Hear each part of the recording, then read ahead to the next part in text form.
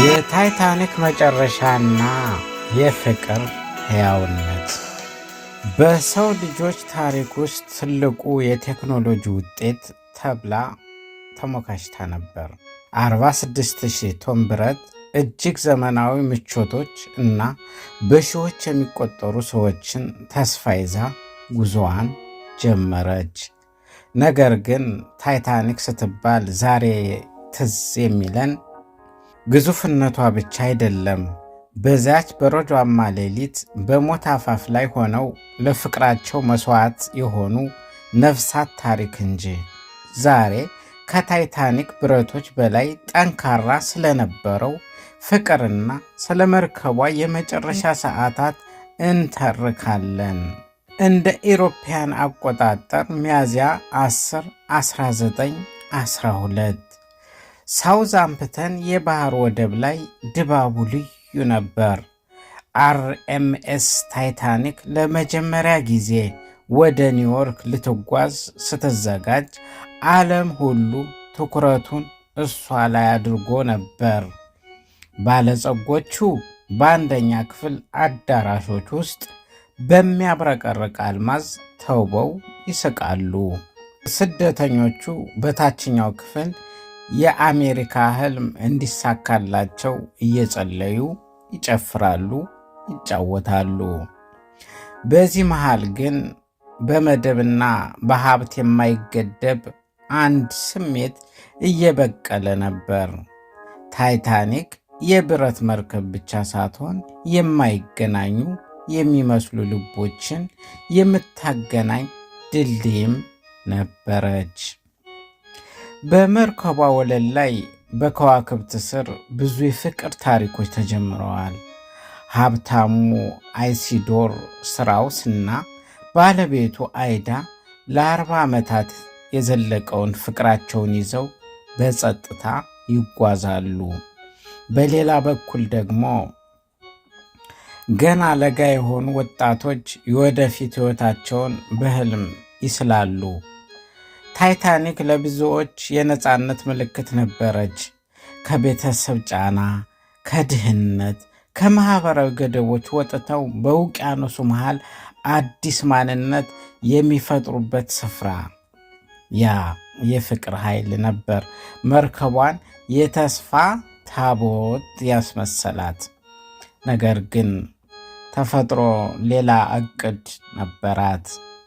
ሚያዝያ 14 ምሽት 11:40 ውቅያኖሱ እጅግ ጸጥተኛ ነበር፣ እንደ መስታወት የረጋ።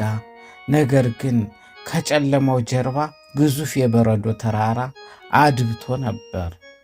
መጋጨቱ የማይቀር ሆነ። ታይታኒክ ስትገፋ የበረዶው ስለት መርከቧን ቀደዳት። ውሃው በኃይል እየገባ ነው።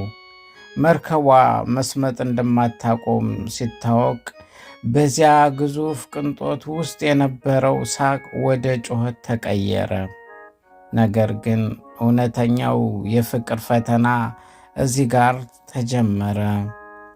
ሴቶችና ሕፃናት ቀድመው ይጫኑ የሚለው ትዕዛዝ ሲሰማ ታይታኒክ የለቅሶና የመለያያ ምድር ሆነች። እዚህ ጋር ነው የፍቅር ሕይወት የሚታየው። አይዳ ስትራውስ ወደ ነፍስ አድን ጀልባ እንድትገባ ስትጠየቅ ባለቤቷን ትታ መሄድ አልፈለገችም። አብረን እንደኖርነው አብረን እንሞታለን በማለት ከጀልባው ወርዳ የምትወደውን ባለቤቷን አቀፈችው። ብዙ ወንዶች ሚስቶቻቸውንና ልጆቻቸውን በጀልባ ላይ አሳፍረው እንባቸውን እየታገሉ በኒውዮርክ እንገናኛለን ብለው ተሰናበቱ። ያ ግን የመጨረሻ ስንብታቸው ነበር። መርከቧ ወደ 2 ተከፍላ ስትሰምጥ ሙዚቀኞቹ አሁንም ሰዎቹን ለማረጋጋት ይጫወቱ ነበር። ፍቅር ከሞት ይልቅ ይበረታ ነበር። ከሌሊቱ 2:20 ታይታኒክ ወደ ጥቁር ጨለማ ተጓዘች። 1500 ነፍሳትን ይዛ ሰመጠች። ዛሬ ታይታኒክ ዝገት የበላት ፍርስራሽ ልትሆን ትችላለች። ነገር ግን የታሪኳ ማዕከል ያ የብረት ክምር አይደለም። ይልቁንም በመጨረሻው ሰዓት ወይም በመጨረሻው ሰከንድ እንኳ እጅ ለእጅ ተያይዘው የሰመጡት ጥንዶች፣ ቤተሰቦቻቸው ሲሉ ሕይወታቸውን የሰጡ አባቶችና እስከ ዛሬ ድረስ የሚነገረው ያ የማይሞት የፍቅር ትዝታ ነው። ታይታኒክ ሰመጠች፣ ፍቅር ግን ዛሬም ድረስ በውቅያኖስ ላይ እየተንሳፈፈ ሕያው ሆኖ ይኖራል። ቪዲዮውን ከወደዳችሁት ሼር፣ ላይክ እና ሰብስክራይብ አድርጉ። በሌላ ፕሮግራም እስከምንገናኝ በሰላም ቆዩ። አመሰግናለሁ።